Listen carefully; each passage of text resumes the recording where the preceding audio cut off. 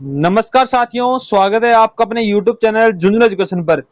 मैं आपका अपना भाई नितेश तिवारी उपस्थित हूँ आपके सामने नया वीडियो लेके। आज अपन इस क्लास में बात करेंगे जो महर्षि दयानंद सरस्वती यूनिवर्सिटी अजमेर है, उसका बीए फोर्थ सेमेस्टर हिस्ट्री का पेपर लग रहा है भाई, इतिहास का।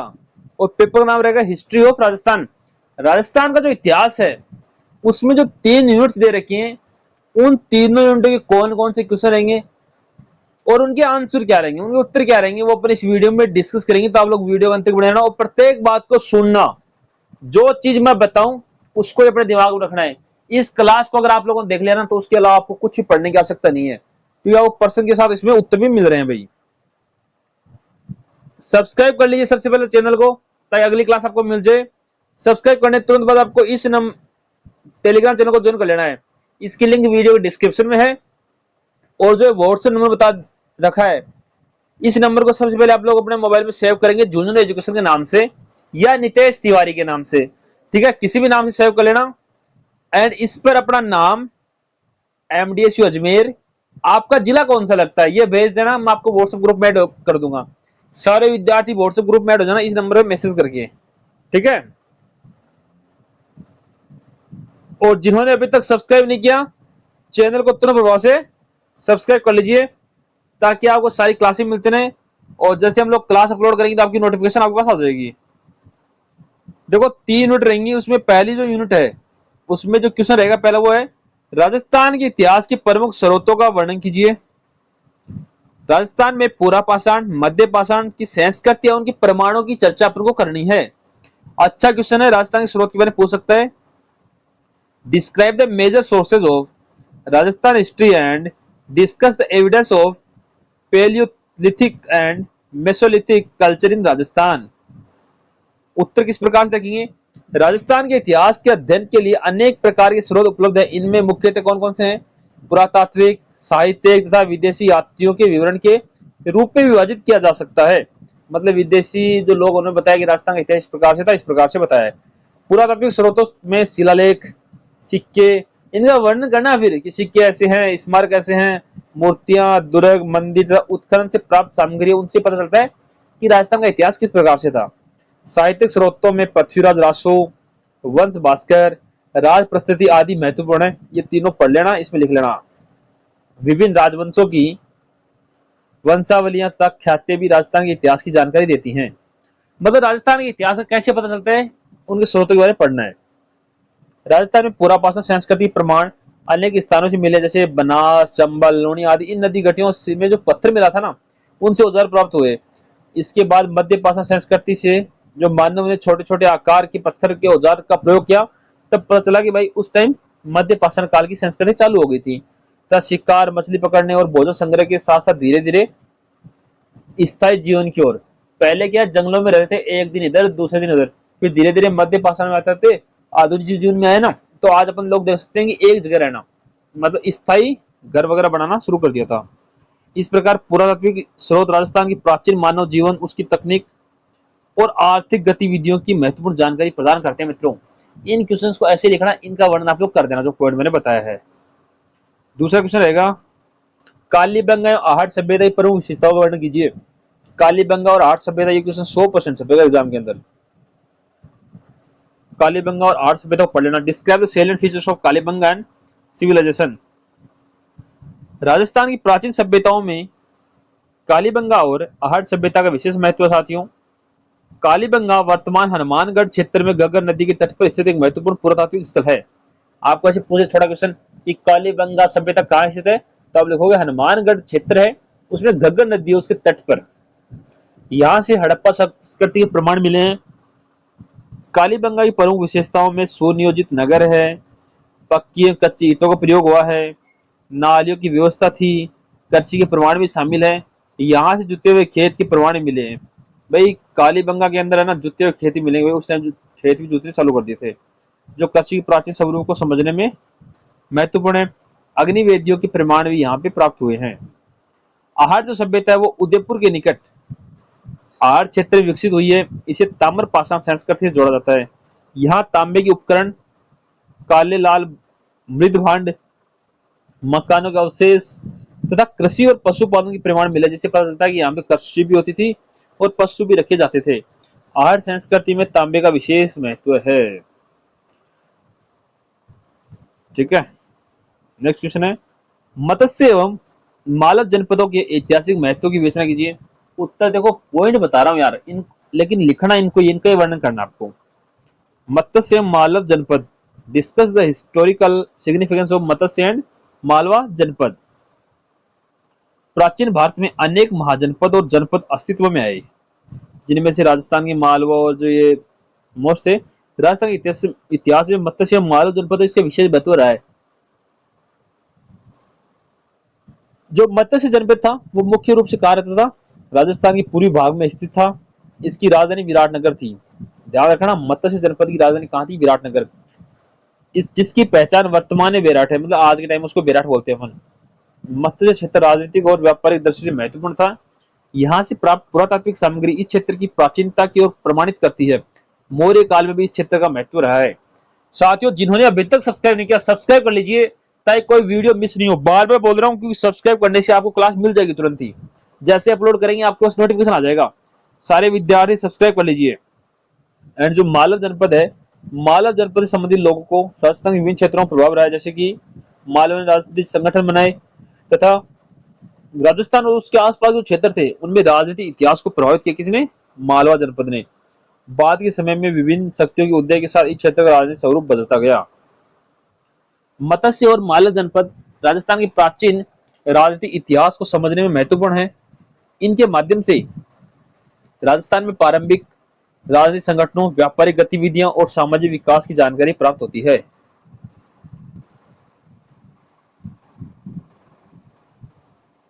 गुर्जर प्रतिहारों के उदय तथा रणथंभौर और जालोर के चौहानों के इतिहास का वर्णन कीजिए। इतिहास का वर्णन आपको करना पड़ेगा। मैं पॉइंट बताऊंगा कौन कौन से पॉइंट लेंगे इसमें। Describe the rise of the Gurjara Pratihara and the Chauhan of Ranthambore and Jalore. Rajasthan के मध्यकालीन जो इतिहास था उसमें गुर्जर प्रतिहारों का महत्वपूर्ण स्थान था। प्रतिहारों ने पश्चिम भारत में अपनी शक्ति स्थापित की। कौन से भारत में, पश्चिम साइड में। अरब आक्रमणों का सामना किया।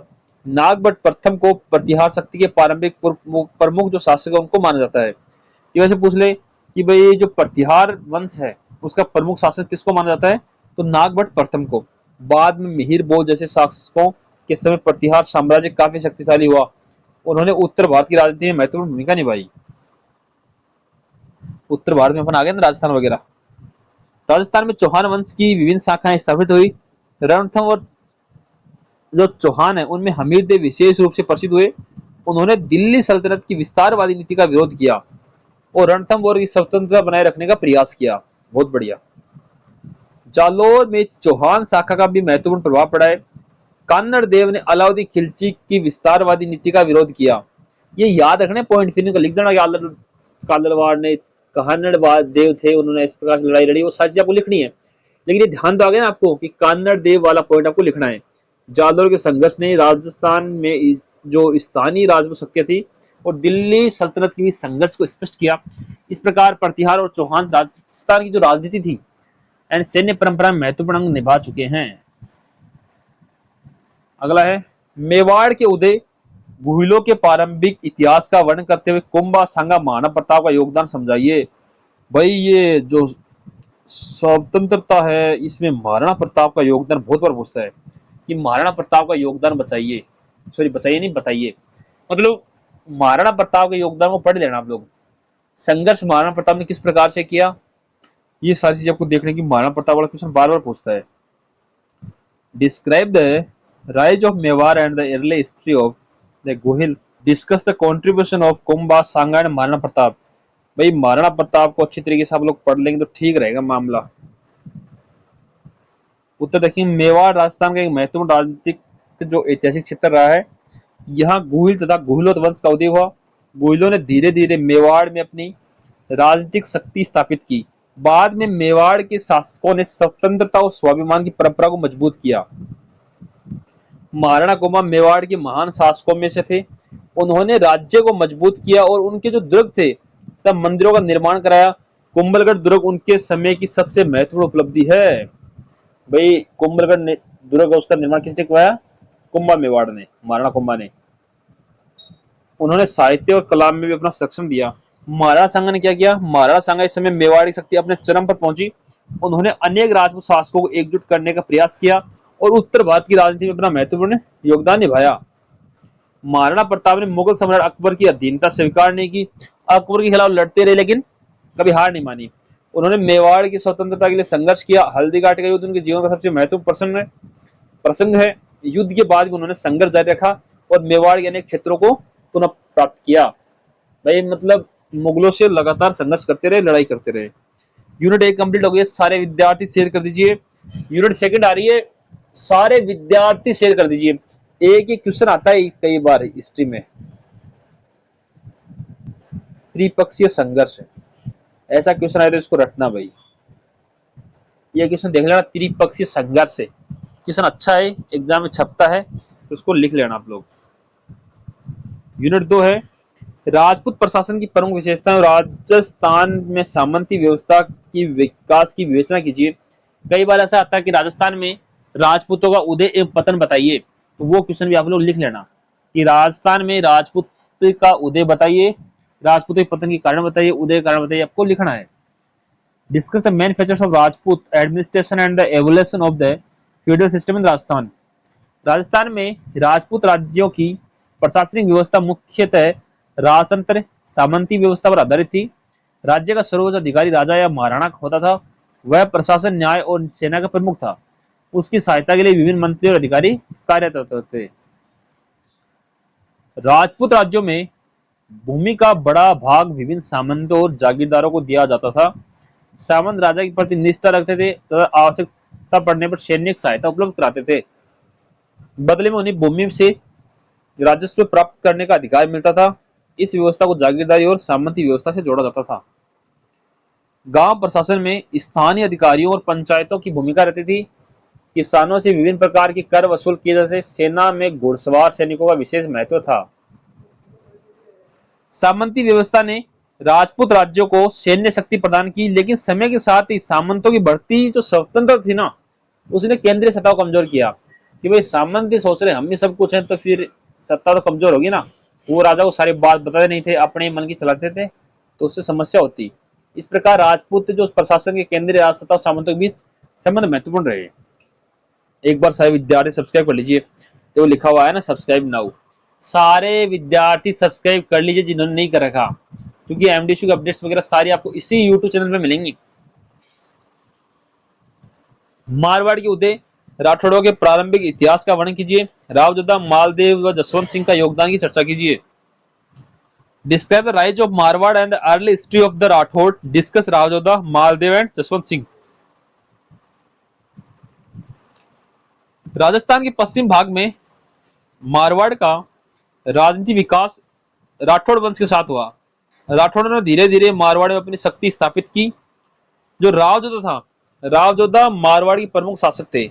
उन्होंने 1459 में जोधपुर नगर की स्थापना की। जोधपुर नगर की स्थापना कब हुई? 1459 में। और मेहरानगढ़ दुर्ग को अपनी राजधानी का प्रमुख केंद्र बनाया। और मालदेव के समय मारवाड़ की शक्ति काफी बढ़ गई। उन्होंने अपने राज्य का विस्तार किया और अनेक क्षेत्रों को अपने अधीन किया। शेरशाह सूरी के साथ उनका संघर्ष प्रसिद्ध है। भाई शेरशाह सूरी के साथ इन्होंने संघर्ष खूब किया राव मालदेव ने। सुमेल का युद्ध मालदेव के सैन्य इतिहास की सबसे प्रमुख महत्वपूर्ण घटना है। कौन सा? सुमेल का युद्ध। महाराजा जसवंत सिंह था, वो मुगल काल के प्रभावशाली राजपूत शासक थे। उन्होंने मुगल राजनीति में महत्वपूर्ण भूमिका निभाई। मुगल सेना में उच्च पद प्राप्त किया। उन्होंने विभिन्न अभियानों में भाग लिया। यार मुगलों के साथ आपको लगता है कि इसने सही बात कही है कि भाई मुगल है, मुगलों के साथ उसने अच्छा पद प्राप्त किया, तो उसमें कौन सी उपलब्धि हासिल की? मुगलों को तो उस टाइम भगाना चाहिए था जो अपने देश को गुलाम करने आए थे। राठौड़ शासकों ने मारवाड़ की राजनीतिक शक्ति, सैन्य संगठन और सांस्कृतिक विकास में महत्वपूर्ण योगदान दिया है। मंदिर अनुदान की व्यवस्था एवं उसके सामाजिक आर्थिक प्रभावों का वर्णन कीजिए। मंदिर अनुदान की व्यवस्था एवं उसके सामाजिक जो आर्थिक प्रभाव है उनका वर्णन अपन को करना है। Describe the system of temple grants and its socio economic impact. उत्तर पढ़ेंगे। मध्यकालीन राजस्थान में मंदिर केवल धार्मिक केंद्र ही नहीं बल्कि सामाजिक आर्थिक गतिविधियों के प्रमुख केंद्र थे। शासकों और सामंतों द्वारा मंदिरों को भूमि, धन, गांव अथवा अन्य प्रकार की संपत्ति दान में दी जाती थी। इन्हें मंदिर अनुदान कहते थे।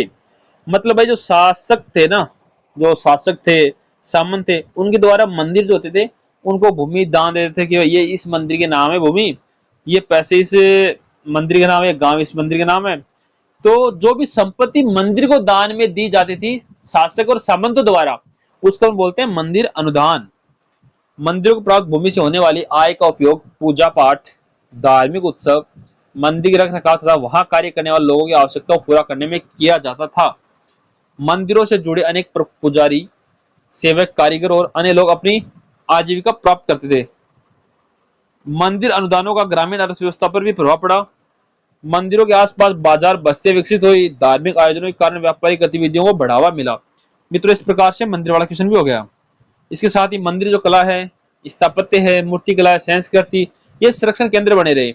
इसलिए मंदिर अनुदान व्यवस्था का प्रभाव केवल धार्मिक क्षेत्र तक सीमित नहीं था, बल्कि इसका सामाजिक, आर्थिक और सांस्कृतिक महत्व भी था। नेक्स्ट है कि राजस्थान में सूफीवाद, बिश्नोई, दादूपंथ, रामसनेही, जसनाती और नाथ पंथ से संबंधित सामाजिक धार्मिक आंदोलन की विवेचना कीजिए। हो गई रे बल्ले बल्ले, ये क्वेश्चन आएगा एग्जाम में, रट्टा मारो। Discuss the socio religious movement associated with Sufism, Bishnoi, Dadupanth, Ramsnehi, Jasnath and Nath culture in India. नहीं बल्कि राजस्थान, क्योंकि अपना जो हिस्ट्री चल रही है वो है हिस्ट्री ऑफ राजस्थान। सारे बिंदु राजस्थान से जुड़े हुए आएंगे। राजस्थान में समय समय पर अनेक सामाजिक और धार्मिक आंदोलनों का विकास हुआ। इन आंदोलनों में समाज की नैतिकता, समानता, धार्मिक सहिष्णुता और मानव सेवा को जो भावना उसको बढ़ावा देना शुरू किया। ठीक है, इस प्रकार से ये आंदोलन शुरू हुए। उसके बाद अपन बात करेंगे आगे। तो बिश्नोई संप्रदाय के प्रवर्तक गुरु जाम्बोजी माने जाते हैं। बिश्नोई संप्रदाय के प्रवर्तक कौन माने जाते हैं? गुरु जाम्बोजी। उन्होंने प्रकृति और जीव जंतुओं की रक्षा पर विशेष जोर दिया। वृक्षों एवं वन्य जीवों के संरक्षण की उनकी शिक्षाएं आज भी महत्वपूर्ण मानी जाती हैं। दादू पंथ के संस्थापक संत दादू दयाल थे। उन्होंने जातिगत भेदभाव, देखो आप क्या करना है, ऐसे लिख दिया आपने, दादू पंथ के संस्थापक संत दादू दयाल थे, फिर जातिगत भेदभाव खत्म किया, ऐसे लिख देना। फिर इसमें लिख देना जातिगत भेदभाव, ऐसे वैसे सारे लिखना है इसमें। धार्मिक कट्टरता और बाहरी आडंबरों का विरोध किया, तब प्रेम और समानता का संदेश दिया।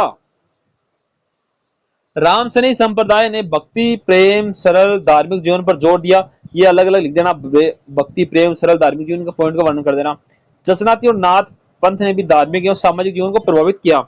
इस प्रकार से राजस्थान में सूफी परंपरा थी, उसने प्रेम, भाईचारा, धार्मिक सहिष्णुता को बढ़ावा दिया। इन सभी आंदोलनों ने समाज में सुधार और सांस्कृतिक समन्वय की भावना को मजबूत किया। इस प्रकार से आप लिख लीजिए। नेक्स्ट क्वेश्चन है, आर्य समाज, भील सुधार आंदोलन और जाति सुधार सभाओं का राजस्थान के जो सामाजिक सुधार में योगदान स्पष्ट कीजिए। आपको सीधा पूछ सकता है कि भील सुधार आंदोलन का वर्णन कीजिए, आर्य समाज पर प्रकाश डालिए, ऐसे पूछ सकता है। जाति सुधार सभाएं, उनका वर्णन कीजिए, ऐसे पूछ सकता है। तीनों को अलग अलग करके भी आपसे क्वेश्चन पूछ सकता है। अगर टिप्पणी पूछेगा तो पूछ सकता है आपसे। इस प्रकार से इंग्लिश मीडियम वाला किस प्रकार देखेंगे, explain the contribution of Arya Samaj, Bhil reform movement and caste reform शाहबाज of social reform in Rajasthan. ठीक है, इस प्रकार से आपको देखना है। इसका उत्तर देखेंगे अपन। 1900 और 20वीं शताब्दी में राजस्थान में सामाजिक सुधार आंदोलन के लिए बहुत आंदोलन विकास हुआ। इनमें जैसे आर्य समाज था, भील सुधार आंदोलन, मतलब समाज को सुधारने के लिए ये आंदोलन लाए गए थे, सीधी बात नहीं है। तीनों आंदोलन समाज को सुधारने के लिए ही लाए गए थे। आर्य समाज ने शिक्षा का प्रसार, पॉइंट है, सामाजिक कुरीतियों के विरोध, स्त्री शिक्षा तथा समाज में जागृति लाने का प्रयास किया। इसके कारण राजस्थान के अनेक क्षेत्रों में आधुनिक शिक्षा और सामाजिक सुधार की भावना भी विकसित हुई। भील सुधार जो आंदोलन था, उसका उद्देश्य भील समाज में शिक्षा, सामाजिक सुधार और जागरूकता बढ़ावा देना था। भीलों को सामाजिक कुरीतियों से बाहर निकालने और उनके जीवन स्तर को सुधारने का प्रयास किया गया था। जाति सुधार सभाओं में विभिन्न जातियों के लोगों को शिक्षा और संगठन की भावना पैदा करनी थी। पहले बार जातिगत भेदभाव होता था, तो सबको समानता की भावना से शिक्षा पैदा करना और संगठन की भावना पैदा करना, मतलब एक जगह एकत्रित होना। राजपुताना हितकारिणी सभा जैसी संस्थाओं ने सामाजिक समस्याओं, शिक्षा तथा सुधार के मुद्दों पर कार्य किया। इन आंदोलनों ने राजस्थान के समाज में शिक्षा, सामाजिक जागरूकता और सुधार और आधुनिक विचारों के प्रचार प्रसार में महत्वपूर्ण भूमिका निभाई। इस प्रकार से मित्रों यूनिट 2 भी कंप्लीट हो गई है। एक बार सारे विद्यार्थी शेयर कर दिए, जो जो क्वेश्चन मैं बता रहा हूं भाई इनको रट लेना, रट लेना, रट लेना, आएंगे एग्जाम के अंदर ये क्वेश्चन, इनको अपने दिमाग में सेट कर लेना आप लोग। यूनिट 3 है, इसमें पहला क्वेश्चन है, राजस्थान में राजनीतिक जागरण के प्रमुख कारणों की विवेचना कीजिए कि राजनीति किस प्रकार से जागृत हुई। किसान जनजातीय आंदोलन का वर्णन कीजिए। ये क्वेश्चन गजब का क्वेश्चन है। एक इसमें आता है जो बिजोलिया किसान आंदोलन, वेरी मोस्ट, उसको पढ़ लेना अच्छी तरीके से। उसके बारे में इतनी बार पूछेगा जितनी बार आप लोगों ने याद भी नहीं किया होगा। बिजोलिया किसान आंदोलन का वर्णन बहुत बार पूछता है। Discuss the major cases of political awakening in Rajasthan and describe the peasant tribal movements. Rajasthan में 20वीं सदी के प्रारंभ में मित्रों राजस्थान जागरण की भावना तेज विकसित हुई। इसके पीछे कई कारण थे कि अंग्रेजों ने शासन करना चालू किया तो उसका प्रभाव पड़ा। लोगों को पता चला यार हम तो गुलाम हो गए, अपन को कुछ ना कुछ बड़ा करना पड़ेगा। आधुनिक शिक्षा का प्रसार हुआ, समाचार पत्रों का विकास हुआ, राष्ट्रीय आंदोलन का प्रभाव तथा सामाजिक सुधार आंदोलन में जनता में राजनीतिक चेतना पैदा की कि आंदोलन होंगे तो फिर लोगों को पता चलेगा ना कि आंदोलन हो रहे हैं, किस लिए हो रहे हैं। सब लोगों को साथ मिलकर संघर्ष करना पड़ेगा ताकि हमारी जीत हो, तो उसमें राजनीतिक चेतना पैदा होती है। राजस्थान की रियासतों में किसानों पर अनेक प्रकार के कर और बेकार जैसी समस्याएं थी। पहले हर तरीके के बहुत सारे कर थे, मतलब कर ब्याज, जैसे कहते हैं ना कि कर लगा दे कि ठीक है ये 2 बीघा जमीन तू बोएगा, इसे जितना माल मिलेगा उससे आधा मेरा, वो करी होगा इस तरीके से। इन परिस्थितियों के कारण विभिन्न किसान आंदोलनों का जन्म हुआ। बिजोलिया किसान, मैंने बताया था ना, ये आंदोलन आपको पढ़ना है। बिजोलिया किसान आंदोलन राजस्थान का प्रमुख आंदोलन था भाई, इसको पढ़ लेना अच्छी तरीके से। बिजोलिया किसान आंदोलन अलग से पूछ सकता है, 100% पूछ सकता है। बिजोलिया किसान आंदोलन क्या था, वर्णन करो, इस क्वेश्चन को रट लेना। किसानों ने अत्यधिक करों और बेगारों का विरोध किया। इसी प्रकार जनजातीय क्षेत्रों में भी शोषण, आर्थिक समस्याओं के विरुद्ध आंदोलन हुए। भील आंदोलन ने जनजातीय समाज है उसमें राजनीतिक और सामाजिक जागृति पैदा की। सब्सक्राइब नाउ, ओके कर लो भाई सारे लोग सब्सक्राइब जिन्होंने नहीं कर रखा। 10 सेकंड का टाइम है, शेयर भी कर दो, अपने दोस्तों को भेज दो और आप लोग सब्सक्राइब कर लीजिए। जितने भी लोग जुड़े हुए हो सब्सक्राइब करो। इन आंदोलनों ने जनता को अपने अधिकारों के प्रति जागरूक किया और आगे चलकर राजस्थान के स्वतंत्र आंदोलन तथा प्रजावाणी आंदोलनों को मजबूत आधार प्रदान किया। क्वेश्चन नंबर 2 है कि भाई स्वतंत्रता आंदोलन था राजस्थान का, उसमें प्रजा मंडलों की भूमिका क्या थी, वो आपको बतानी है। Describe in details the role of Praja Mandal in the freedom movement in Rajasthan. Rajasthan की विभिन्न रियासतों में जनता को राजनीतिक अधिकार दिलाने और उत्तरदायी शासन की स्थापना के लिए प्रजा मंडलों का गठन किया गया। इनका उद्देश्य जनता को संगठित करना और राजशाही की निरंकुशता के विरुद्ध शांतिपूर्ण संघर्ष करना था। प्रजा मंडलों ने नागरिक अधिकार, प्रतिनिधि शासन, बेकार की समाप्ति, करों में सुधार और जनता की राजनीतिक भागीदारी की मांग उठाई। उन्होंने राष्ट्रीय आंदोलन से प्रेरणा लेकर रियासतों के लोगों को स्वतंत्रता आंदोलन से जोड़ा। विभिन्न रियासतों में प्रजामंडल नेताओं ने सभाएं, आंदोलन और जन जागरण अभियान चलाए। कई नेताओं को गिरफ्तार भी किया गया। भाई जहां आंदोलन हुआ वहां गिरफ्तारी ऑटोमेटिक होगी। आंदोलनकारियों को दमन का सामना करना पड़ा, फिर भी आंदोलन जारी रहे। सीधी बात, संघर्ष, ये तो आपको लिखना पड़ेगा, संघर्ष किया उस चीजें। प्रजामंडलों ने राजस्थान की जनता में राजनीतिक चेतना पैदा करने के लिए महत्वपूर्ण भूमिका निभाई। स्वतंत्रता के बाद राजस्थान के विभिन्न राज्यों में जो एकीकरण था उसको लेकर और लोकतांत्रिक शासन की स्थापना के लिए वातावरण भी अच्छे किए, उसमें भी आंदोलनों का महत्वपूर्ण योगदान रहा। देखो आंदोलन तो करना ही पड़ेगा, अपनी मांग को मनवाने के लिए आंदोलन तो करना ही पड़ता है। क्वेश्चन नंबर 3 है, अध्ययन काल के दौरान राजस्थान की अर्थव्यवस्था की प्रकृति और संरचना की विवेचना कीजिए। Discuss the nature and structure of the economy of Rajasthan during the period of under study. कि भाई जो अध्ययन काल चल रहा था उसके दौरान राजस्थान की अर्थव्यवस्था क्या थी, राजस्थान की प्रकृति क्या थी, अर्थव्यवस्था की संरचना क्या थी। अध्ययन काल में राजस्थान की अर्थव्यवस्था मुख्यतः कृषि प्रधान थी, मतलब कृषि पर निर्भर थी। कृषि करेंगे तो लोग पेट भरेंगे। ग्रामीण जनसंख्या बड़ा भाग कृषि और पशुपालन में निर्भर था। वर्षा पर अधिक निर्भरता के कारण कृषि उत्पादन में अस्थिरता बनी रहती थी कि भाई बारिश कभी ज्यादा कभी कम, तो कृषि का पता नहीं चलता था ज्यादा होगी या कम होगी। सूखा और अकाल किसानों के लिए बड़ी समस्या था। कृषि के साथ पशुपालन भी ग्रामीण अर्थव्यवस्था का महत्वपूर्ण आधार था मित्रों। राजस्थान के विभिन्न क्षेत्रों में ऊंट, गाय, भेड़ और बकरी पालन किया जाता था। व्यापार और हस्तशिल्प भी अर्थव्यवस्था के महत्वपूर्ण भाग थे। कपड़ा, धातुकारी, आभूषण, चमड़ा तथा अन्य स्थानीय उत्पादों का व्यापार होता था। विभिन्न शहर व्यापारिक केंद्र के रूप में विकसित हुए। राजस्व व्यवस्था का अर्थव्यवस्था पर बड़ा प्रभाव था। किसानों पर विभिन्न प्रकार के कर लगाए जाते थे। कई क्षेत्रों में अत्यधिक कर और बेगार के कारण किसानों की आर्थिक स्थिति कम हुई। सीधी सी बात है भाई, अगर कर लगेगा तो आर्थिक स्थिति कम होगी ना। इस प्रकार राजस्थान की अर्थव्यवस्था कृषि, पशुपालन, हस्तशिल्प, व्यापार, राजस्व व्यवस्था पर आधारित है। ये आप चार वर्णन कर देना। अर्थव्यवस्था, पशुपालन, हस्तशिल्प, व्यापार और राजस्व व्यवस्था, इनका वर्णन कर दोगे, बल्ले बल्ले हो जाएगी, 4-5 पेज भर जाएंगे। और आराम से इनके बारे में लिख देना कि ये हो गया, वो हो गया, 5 पॉइंट है, ठीक है। लो भाई, शानदार क्वेश्चन आया है। राजस्थान के ग्रामीण और शहरी जो समाज था उसकी संरचना किस प्रकार से है और सामाजिक स्थिरीकरण का वर्णन करना है आपको। डिस्कस द या describe the structure and social stratification of rural and urban society in Rajasthan. Rajasthan का समाज ऐतिहासिक रूप से ग्रामीण और शहरी दोनों प्रकार की सामाजिक संरचनाओं से बना हुआ है, क्योंकि यहाँ पे गांव के लोग भी रहते हैं और शहर के लोग भी। ग्रामीण समाज में किसान, भूमिधर, मजदूर, कारीगर, व्यापार था विभिन्न जातियों के लोग रहते हैं। गांव में जाति और पेशे के आधार पर सामाजिक संबंध निर्धारित होते हैं। ग्रामीण समाज में भूमि का स्वामित्व, सामाजिक प्रतिष्ठा और आर्थिक शक्ति का प्रमुख आधार है। बड़े भूमिधर और सामंतों का प्रभाव अधिक था। पहले भाई भूमिधर जिनके पास ज्यादा जमीन थी ना, वो तो राजा महाराजा की तरह रहता था। जिनके पास कम थी वो कम रहता था, जबकि सामान्य किसान और मजदूर आर्थिक रूप से अपेक्षाकृत कमजोर थे। शहरी समाज में व्यापारी, साहूकार, कारीगर, सरकारी कर्मचारी, धार्मिक वर्ग और अन्य पेशेवर लोग रहते थे। शहरों में व्यापार और प्रशासनिक गतिविधियों के कारण विभिन्न वर्गों के लोगों का संपर्क अधिक था।